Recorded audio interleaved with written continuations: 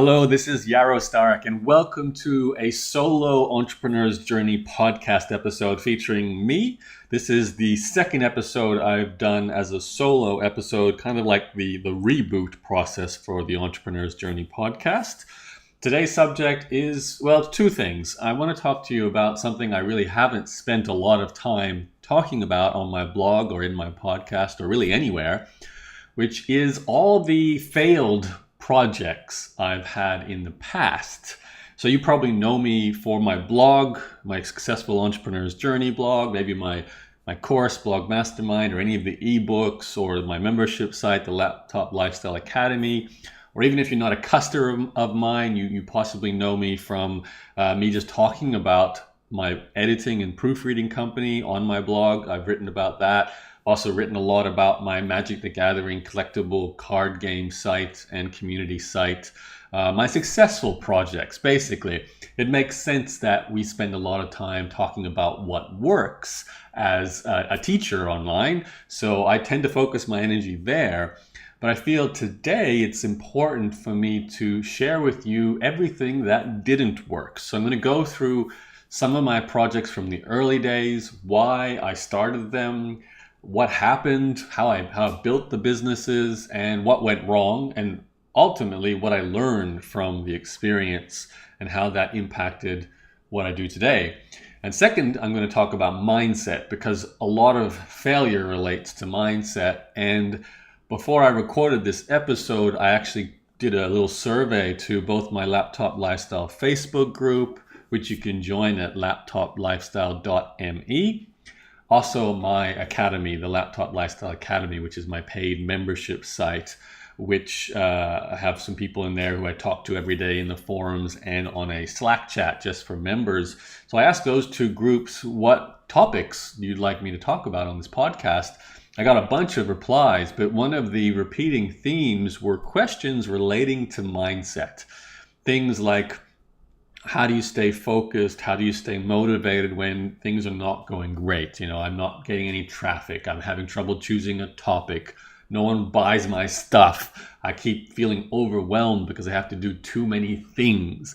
So all of these kind of issues are things we all face, and I certainly did. And I think a lot of my early failures really were impacted by those kind of negative situations, or at least getting lost in the emotions and the thoughts that come along with things where you feel like you're just failing, or things are going incredibly slowly and you're not getting anywhere. So by explaining to you some of my failures and also how that impacted my mindset towards my successes, you can see the connection and see, hopefully, some lessons that you can apply to help you get through whatever situation you're dealing with your own online business. So we're taking a trip back in time. So we're going to go all the way back to the late 1990s, because that's when I got my start on the internet. Now, normally when I tell my story, I start talking about how my first website was built on the GeoCities platform back in 1998.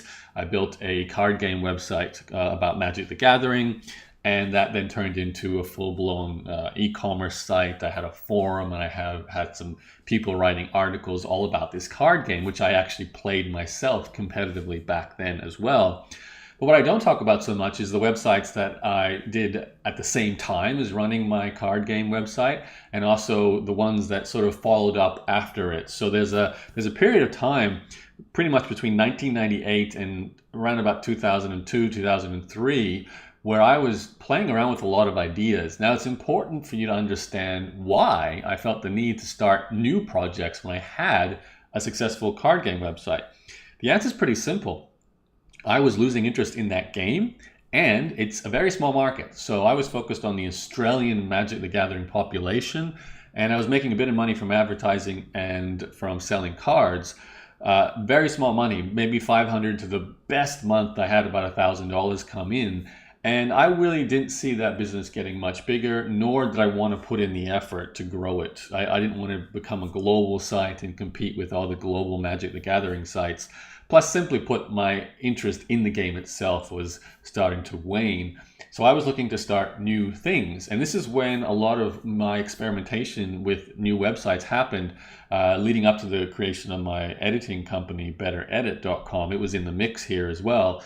But what happened, and this is a really good lesson, I learned a skill. So I taught myself how to do HTML, which basically was the building block for websites. And back then, that's all you really needed. You didn't have to have programming skills or CSS skills. Websites were really sort of flat, basic tools. There wasn't even comments like we have on blogs today, no social media. It was a basic time. And in some ways that was good because it meant I could do a lot myself, but also it was kind of bad because it meant I could do a lot myself. So I spent a lot of years wasting time building websites that I really probably shouldn't have started in the first place, and B, wouldn't have even started in the first place but today because I wouldn't have had the skill set to build what I wanted. But back then, all I really needed to do was create some kind of online magazine type site. So let me go through a couple of projects I had to explain my thinking at the time. So here I am, I'm in university, and I'm also just about to graduate. So I'm hitting my early 20s. I want to get more money coming from an online business. I have an existing business that's kind of puttering along, but I'm not really interested in growing it. So what I start to do is just think about all the things I'm interested in. As a young adult, I was just finding different subjects interesting. And like a lot of people, my first focus was I will use my passion as a place to start my next online business. So I registered a domain name called mp3now.com. And it was meant to be an MP3 sharing site. So I'll be completely upfront with you. At the time, MP3s were starting to take off.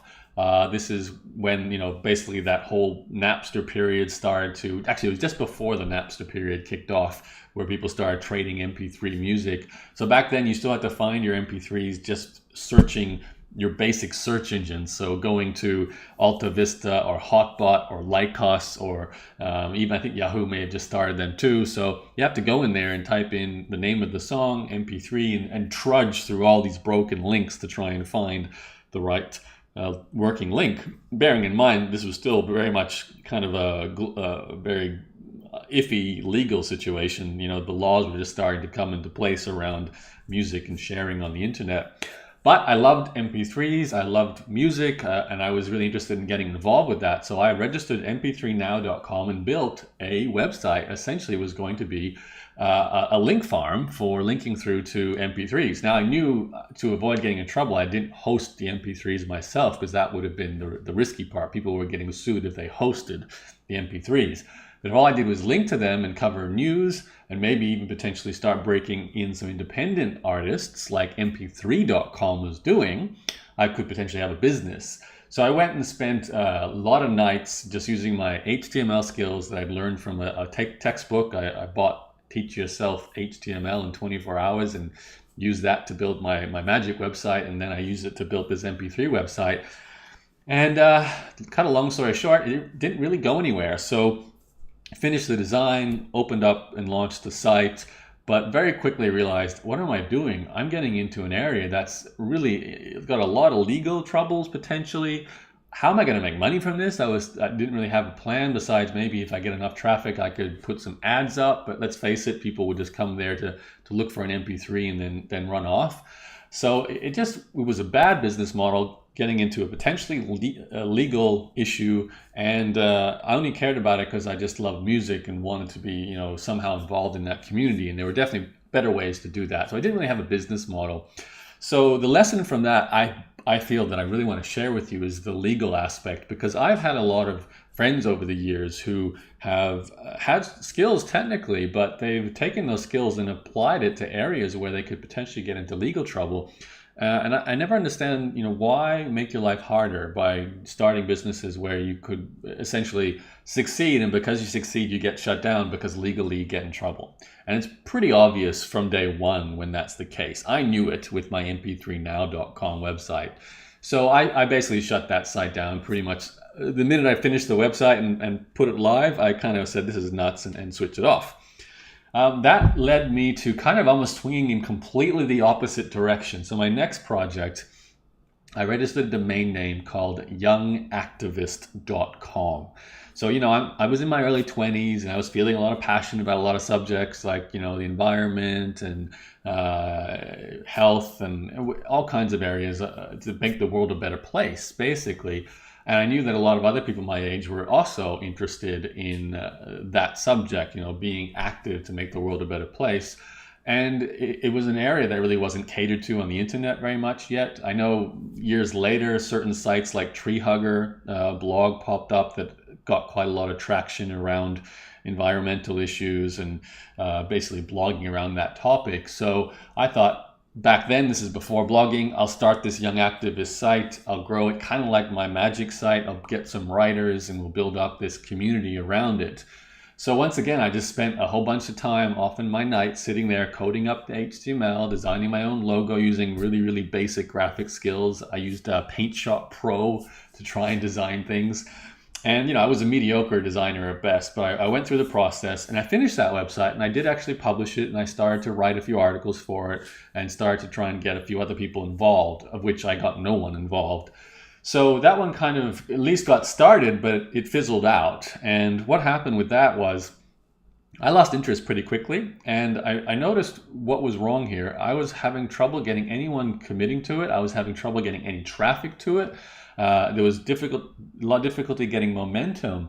And I realized even if I got all those things, I didn't have a business model that I thought could work. I actually didn't understand or see how I could make money from this business, because while my card game website, it made sense that people would come back every day to trade cards. Plus, there's a commerce aspect. They buy and they sell cards. So there's a monetary exchange going on that I can build a business around. With youngactivist.com, I didn't really have a direction, a strategy in place where money could be made. Even with advertising, I would have needed a lot of traffic that even would have been the best kind of traffic to monetize. You're talking potentially young people who have no money to spend either because they're too busy being activists and studying and so on. So again, I felt just lack of direction, lack of motivation, poor planning, no monetization strategy. So I shut down youngactivist.com as well and put that one into the graveyard. So the next project after that, this one was actually started on a trip to Canada. I remember very clearly. I was in bed. I was already running my proofreading company at the time. So I had my card game website and my Better Edit business. So we're getting kind of closer to, I was 23, 24, 25. And I woke up, or I tried to get to bed one night going, I know what I do. I'm going to start essentially a new Craigslist. This is how silly it sounds like in retrospect. I thought I'm going to start a new directory-based sort of trading community because I get how powerful trading cards is on my Magic site. So what I'm going to do is start up a trading-based community focused on students, which I can then connect to my editing company, which goes after students. So I wasn't completely crazy because I could see a connection. Maybe I could turn the audience I was already attracting with Better Edit, the student market, into users of this kind of like a Craigslist for students. And I registered a domain name called yaz.com.au, Y-A-Z. I have no idea why I chose that name other than the fact it was 3 letters and it had the letter Y and the letter Z, which are 2 letters you rarely see in domain names. And I built the site. I actually went ahead again and built a whole community. I installed some software to run a trading type Craigslist type site. And I was really excited about this project because to me, the fact that Craigslist worked using such an ugly, simple design meant I didn't have to get caught up in the website design. I just needed the users. I understood the power of getting a critical mass of people using a trading community that creates the value, and I could build off that. And I figured, well, I already have an audience that's showing up at my editing company. Let's turn some of them into users of this Yaz site. That was my strategy. That was my thinking. So once again, threw in a bunch of time building the entire website, and then I attempted to get people to start listing their products and services. What I did to start with was just kind of use a few strategic places to link my Better Edit business to this Yaz site. Not too many, because I knew Better Edit was a proofreading company and I didn't want to ruin the income source I had coming in there. But I thought maybe, link in the footer, maybe a link in the emails that go out, maybe after jobs are done, go to Yaz. Plus, I started to market my business using the knowledge I knew from running my 2 successful projects. I started posting in forums and directories, and making connections online and trying to drive a bit of traffic using banners and simple things like that. And I got a tiny bit of traction. I started getting 1 or 2 entries into my community, my Craigslist directory type site, where people were selling things that they had, kind of like a garage sale online. Basically what eBay was doing at the time as well, but not auction based. Mine was just list and sell. So that's about as far as that project went. You see, the problem I had with this one was no matter how many listings I got, I simply didn't have enough people seeing those listings, so those products never got purchased, so they never came back. It's a classic catch-22 critical mass issue, and I was crazy enough to think that I could somehow grow enough of a critical mass to my directory site to get a regular user base, despite the fact that eBay and Craigslist and there was Gumtree in Australia and the UK, and there's Kijiji in Canada, and all these other countries kind of already have their established players, and even they were struggling to necessarily be profitable, even though they had millions of users, staff, and so on. So I kind of got the hint that this is not an area where I'm going to throw myself into trying to get a bunch of people to start buying and selling on my yaz.com.au site. And I also started to feel at that time too that I really should start to focus on my editing company, since it was doing well, and get some growth there.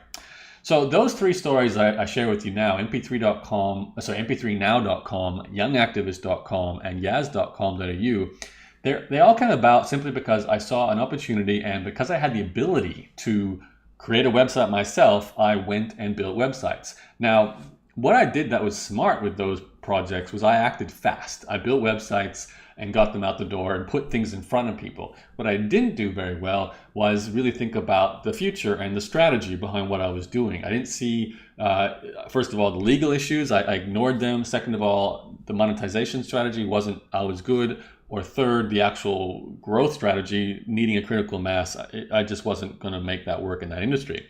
So I kind of took all those lessons with me as I moved on to my next projects going forward. So I'd like to share with you a little bit of a longer story now with a project that I really invested a lot of time and a lot of money into that actually ended up being a cash drain. I lost money on this. This is my biggest failure, you could say, because not only did I build a website, I actually built a whole business. So let me put this in perspective. Around about 2003, I was introduced to something called NEIS in Australia. It's NEIS, New Enterprise Incentive Scheme. It's a program run by the Australian government designed to give support to entrepreneurs or small business owners when they're getting started, so that they have their basic living costs covered. It's kind of like getting unemployment benefits, but as an entrepreneur. So what you do is, to give it context, I was sitting in my car one day with my father driving, and he tells me he's got this friend of his living on the Gold Coast, which is an area in Queensland, Australia, who is essentially writing a book and getting paid by the government to do so. And I thought something sounds a little dodgy there. So I asked my dad a little bit more. My dad really couldn't explain it. He didn't understand it. But I got a phone number for his friend, called him up and spoke to him, and he then explained to me he's on NEIS, the New Enterprise Incentive Scheme. He's getting paid a couple $100 a week to write a book, which is part of his business. So I got really excited about this idea. Now, I was fresh out of university. I wasn't sure what I was going to do. I came back from some travels, and it was time to get serious about making some money and hopefully, moving out of my parents' house and so on. So I looked into it, and it seemed pretty good. All you had to do was apply for it. And to apply, you had to first of all go onto unemployment benefits in Australia. Something I never wanted to do, but I certainly qualified as a graduate from university, and I didn't have a job. And then once you get accepted onto the NEIS program, you go into a course, you do a small business course, and then submit a business plan and have a panel interview. And then once you're accepted, you get 12 months of ongoing financial support of around $200 a week, so $800 a month, which is pretty big money. It's meant to be used to pay for your food and your groceries, maybe your rent, while you're getting your business up and running. So I applied. I went into unemployment benefits, immediately switched over to the NEIS program, And thankfully, because I already graduated with a business management degree from university, they gave me what's called recognition of prior learning. So I didn't have to do the course, the small business course, but I still had to write the business plan and then sit a panel interview. So I decided my editing company, I would take it seriously once I got accepted into this program. And for me, that was a big mindset change. So I switched over and said, you know what, for the next year, I'm on the niece program, so I'm going to get some money. It means I'm going to focus on this business. And that's what happened. I went through the process, wrote a business plan. It's the first and last business plan I've ever written in my life. I think it was basically useless, but they wanted you to go through the process. Sat the panel interview, got accepted, started down the 12 months of income support and a bit of mentoring. Now, one of the things I took away from the mentor in the niece program was the idea of showing consistent growth every quarter to see your business working. Now, I mistakenly mistook that for you need to show us that your business is growing every quarter in revenue, or we will kick you off the niece program. We'll take away the income support. So I actually got a little bit concerned because my editing company was very seasonal. I basically would make good money when it was essay writing time in universities. So around, end of semester, I'd get a bunch of money. But summer was virtually dead. I'd get no sales, almost no sales coming through summertime. So I was concerned that as I hit the summertime in Australia, my income would drop to almost nothing, and that would eventually cost me my niece program. So I started to plan ahead as we headed towards summer. I'm thinking, what can I do to make an additional income stream to make sure I don't lose the niece money? What I did was I actually saw a poster inside a Korean restaurant area because I was putting up posters to advertise my Better Edit company, and I kept reading all these other posters. And one of the posters said, I'm an English tutor. I'm whatever, $10 an hour, $15 an hour. Pull the tab, phone them up, and make some money, or in this case, learn English. So I started thinking maybe I can start teaching English on the side. So as I put up my editing business posters, I put up some posters saying I'm available for English tutoring. And where I lived in Brisbane, Australia, it was a hot spot for a lot of Asian students coming to learn English. So what I did was two birds with one stone. I printed out a bunch of posters advertising an English one-on-one tutoring service, as well as my editing company online, put them both up, and I actually got some phone calls from people looking for English tutoring. So I charged $15 an hour, and it was really simple. I had no qualifications as an English tutor whatsoever, but I felt my level of English would be good enough that just having a conversation with them, they'd be pretty happy with the service. Plus, I would print out some exercises from the internet, which is what I did. So I booked my first student, printed out some exercises from the internet. We'd often meet at a cafe for an hour, and I'd sit down with them and help them go through these tutorials and try and have a conversation with them. Let's just say I never saw a future for myself as an English teacher, but it was an interesting experience, and really it was a great insight into a business, because I started to see this world of English tutoring and how much money the companies were making in Australia running these classes. And that's when my mind went, hello, what's missing here is a tutoring service where they get one-on-one time or small groups. Because what I noticed from studying all of the businesses running English services, English teaching in Brisbane, was that they catered to large classes. We're talking minimum 10 people, usually 20 to 30 people per class, no individual attention. They're surrounded by other people from Asia, not anyone from Australia. And what they really wanted to do was learn English from Australians, from locals, to make some local friends as well. So I had this brainwave, I'm going to get serious about this business. Meanwhile, my Better Edit company is still going. I'm still running it. It's 100% online. It's very hands-off, though. It was a true laptop lifestyle business. So I had all this time to sort of think about my new English tutoring service. And I went crazy. I actually went as far as getting an office. So I started thinking, you know what I need? I need an official office space. We'll get some classes running. I did some basic calculations on a piece of paper. I'll start charging $20 a lesson. I'll try and get groups, maybe 3 people to 4 people in small groups. I'll hire some other people to teach English, and I'll have a full-blown school. At the very least, I'll make some extra money to help me with the niece program, but who knows, maybe it's my future business. I was just excited about the idea of getting serious about another project. So I went ahead and spent a few months searching for office space, and eventually settled on a third floor office space. It had 4 teaching rooms, a reception area, a bathroom, all inside this building in an area called Spring Hill. It's just right next to the city of Brisbane. It's about a 10-minute walk outside of Brisbane downtown. So I set up the English school, and then the job was fill it with students. So first of all, I had a $1,200 a month rent to pay. So here is the big mistake to begin with.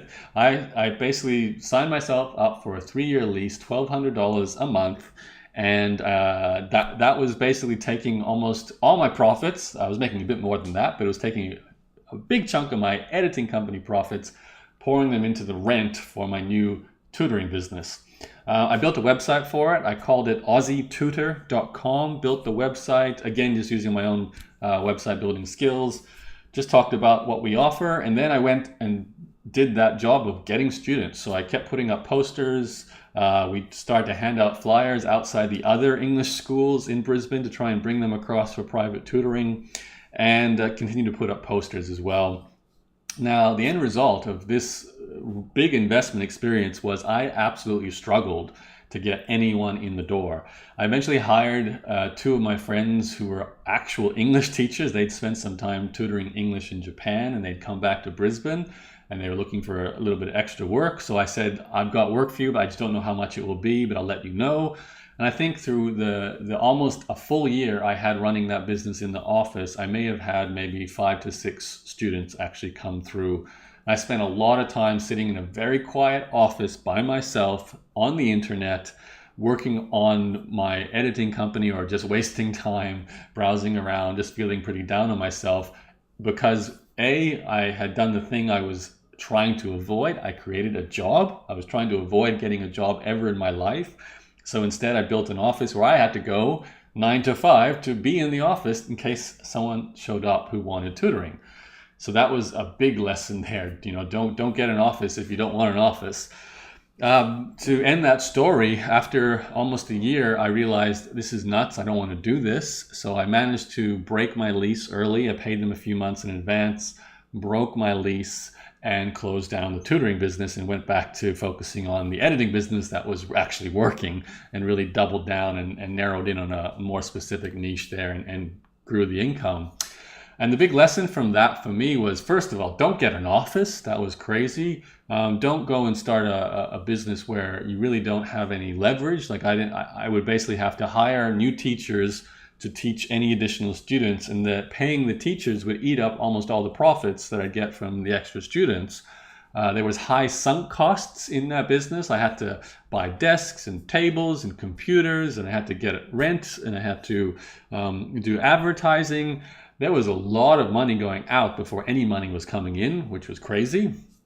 I had no industry experience. I really had nothing to do with the tutoring and English service besides knowing how to speak English. And I had no point of differentiation. So here I was entering a crowded market of English schools, starting what I thought would be a slightly different service with tutoring. But at the end of the day, the students didn't have a lot of money. They were paying for one English school. It's not likely they were going to pay for a second anyway. So they didn't mind paying for one lesson here and there, but enrolling an entire second school, not going to happen. So I learned a lot from that experience, and certainly kept me away from ever doing anything with an office again. That was a huge lesson for me. So by this point, I was feeling actually like I, pretty much failed big time in a lot of ways. I had a whole bunch of websites that went nowhere.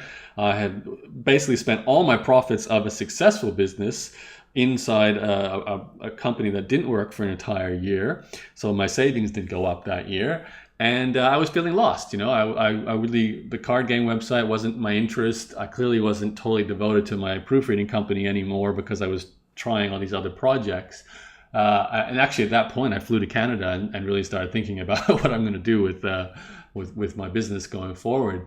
And a year later I actually started my blog. So that started me down the blogging path. And to this point, you can see there was a lot of confusion and doubt and lack of direction. Nothing seemed to work very well. And often it was because I was very much choosing to start things without really thinking where I was going. And especially with Aussie Tutor, the English teaching school, I threw myself in very deep without really having an awareness of what I was doing. I see it as an important lesson because it opened my eyes. But that's crazy to think I did that. Like, that was a very beginner green mistake to do. At least with the 3 previous websites, they were more like just ideas I could put together. I'd use some time up. I'd lose a bit of money from buying a domain name and having some hosting, but I didn't have rent and I didn't have office furniture and all those sorts of sunk costs. So this was a mistake on a much grander scale with Aussie Tutor. I got one more mistake for you before we switch over to really what the learnings were from these experiences that I took with me to my successful projects onwards. AdSense. So once I started with blogging, and even before blogging, I was getting exposed to people who were making a lot of money from Google AdSense, often from Google AdWords as well. So the buying advertising platform or the selling advertising platform. And I got caught up in the idea of easy money. So for a lot of times during the night, I'd read up and potentially consider starting a business that I would buy traffic and send it to affiliate offers, or I'd build niche websites and put AdSense on it and make some money, because a lot of people were doing amazing things. I mean, Ed Dale had made great money with AdSense niche content websites. So had Frank Kern. John Reese was talking about his amazing income from AdSense around that time as well. There was a bunch of people talking about pay-per-click advertising on Google AdWords, just sending it straight to affiliate offers and making a bunch of easy money. And all these things were exciting to me, but they're only exciting to me because of the money. I didn't really care about the business model. I didn't really care about the subjects. I didn't really care about the process. I just wanted the money. And because of that, I actually started to go down these paths. I started to look at setting some things up, taking some courses. But what happened was, thankfully, around the same time, I started to write my blog consistently, and that started to take off and pulled me away from those other projects. And it also taught me the fact that to make those things work, I have to spend a lot of time doing things that I wasn't interested in. I'd have to spend a lot of time learning how to get good at a pay-per-click advertising system when I don't really care about learning about that process. Or I'd have to spend a bunch of time writing content about subjects, niche website subjects that I didn't care about. I don't want to talk about goldfish just to try and get a little bit of traffic to sell a goldfish ebook. It just didn't interest me. Now, to be fair, I had some money coming through from my 2 successful websites. So I didn't feel the pressure of, I got to make money at any reason, at all costs, because I just need cash to survive. I had my survival money from my successful projects. Now, in your case, obviously, you may not have that cash yet, so you're probably feeling that pull of anyone saying, I'm making X thousand dollars here a month, or I'm making X thousand dollars there a month, because let's face it, you got to make money, so you're motivated to go where the money is. That's understandable, but it's important to also ask yourself, what part of this process am I going to enjoy and be motivated to do? Because you have to complete the process to make it work. And if it's just based on money, that may not be enough to get you over the line. You might need to find something that actually has at least one thing you enjoy doing, so you'll keep doing it. All right, so in summary, I pretty much had a bunch of websites I built that I put into the graveyard that pretty much crashed and burned before they even went anywhere, because I realized they just weren't going to work. I threw myself deep into a tutoring business because I mistakenly believed I need to show income growth in my existing company, and then went to town and made it even bigger than I thought it would ever be, getting office space, and learned a ton about what it's like to run a physical real world business. And then later on, seeing the opportunity from AdSense and AdWords and other types of get rich quick, easy, make money online type programs, which I actually did start to follow through in, but quickly pulled away from, thankfully, because I had a blog pulling me in a different direction. So those are the mistakes I consider, the failures I have over the years. And you probably see yourself in a number of those. You probably have websites that you built that went nowhere. You've probably been lured in by a lot of money-making opportunities online that you've just never gone anywhere with. Maybe even gone as far as building a business in the real world like I did with my tutoring service that actually never became profitable as well. So what happened from that point forward? So all those mistakes for me were in my early 20s. That was pretty much from 18 years old to 25, 26. All of those things happened to me.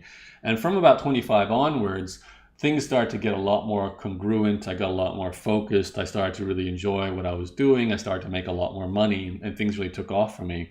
Now, that primarily happened because I started to get clarity on what I wanted to do. I started to see myself as a blogger, as a teacher, as a writer. I loved email marketing. I loved writing emails. I loved writing blog posts. I loved creating product. I love creating content. By then, I'd sold off my Magic the Gathering site. I was soon to sell off my proofreading company, my editing company.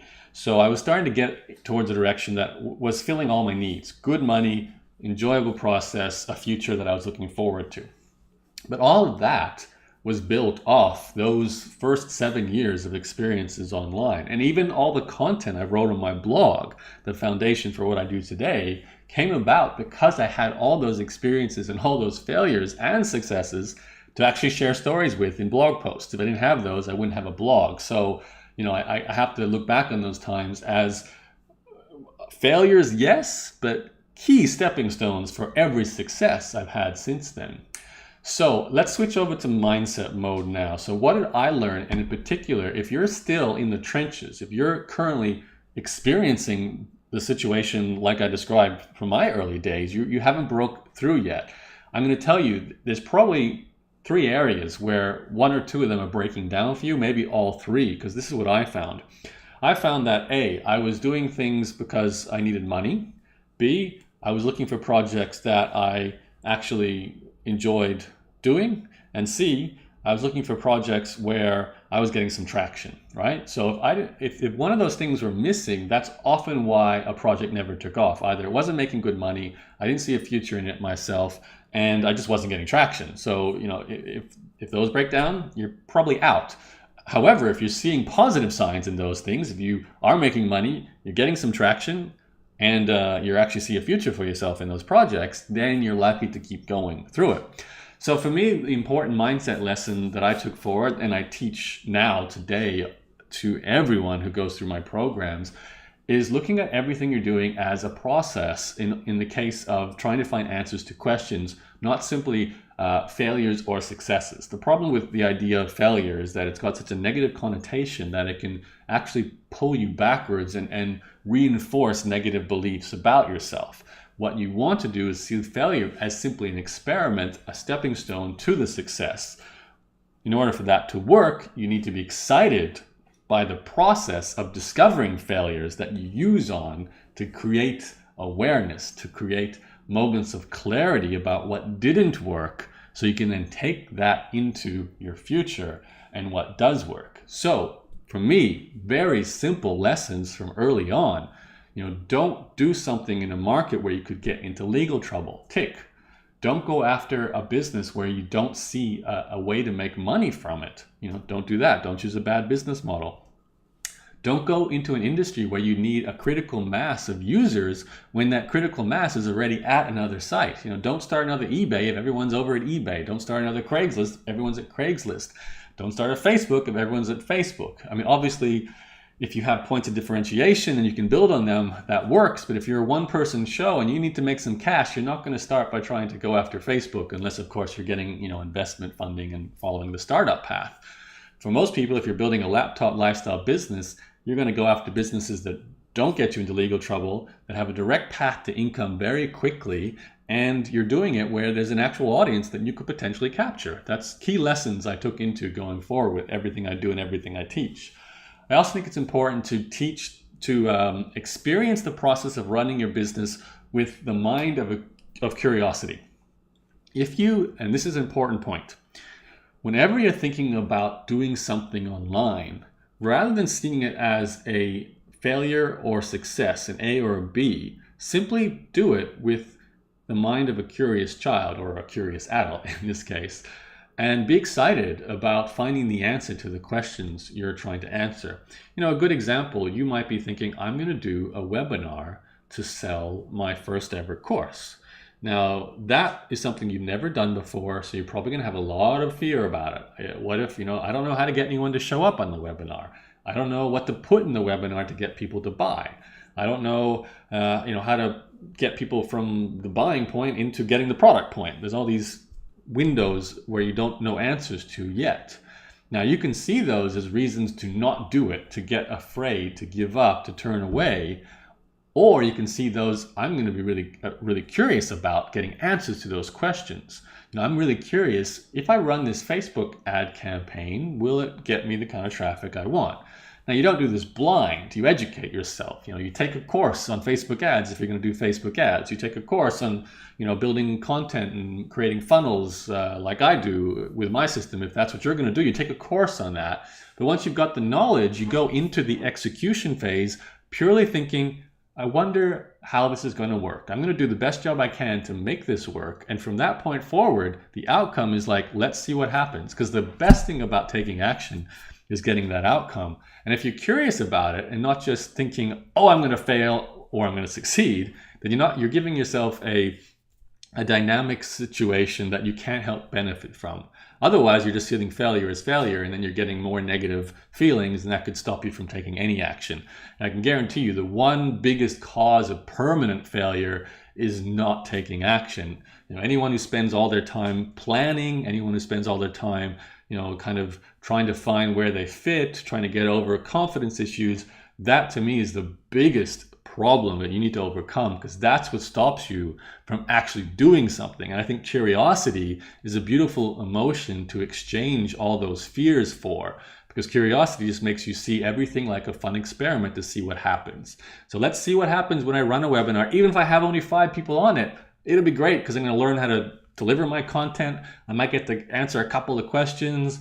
Hey, I may make no sales whatsoever, but I'm going to be a step closer to a successful, profitable webinar, because the time after that I'll have 10 people, and the time after that I'll have 50 people, and by that point I've already had 4 webinars, so I feel more confident. So when I do my best performance, it's for 50 people. So it's seeing this as a process with a curious mind and not a negative mind that's looking to point out all the things you don't know, all the things you're failing at, with an attitude of action. That's really important too. Now, one thing that's not really talked about regarding failures and having a history of things not working is how incredibly happy and appreciative and motivating it is when you do start to get a result. I can tell you it took me a long time to reach the point where I felt I had a stable, consistent, full-time income from my online businesses. And I had a lot of self-doubt, a lot of crazy thoughts, all those failed websites. I had that tutoring service where I lost money in. But after that, once I reached that stable point and I saw that I had actually succeeded at something I'd worked hard at for a long time, that made me hungry for more. That made me motivated. That made me confident in what I was doing.